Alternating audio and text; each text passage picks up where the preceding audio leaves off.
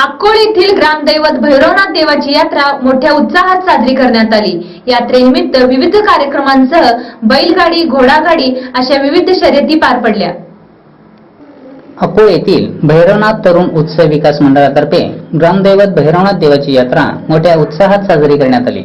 यात्रेनिमित्त विविध कार्यक्रमांसह एक टांगा घोडा शर्यत, गावगणना बैल घोडागाडी शर्यत, जनरल बैल घोडागाडी शर्यत, घोडेस्वार शर्यत, 5 गावांसाठी मर्यादित गावगणना बैलगाडी शर्यत, जनरल बैलगाडी शर्यतींचे आयोजन करण्यात आले होते।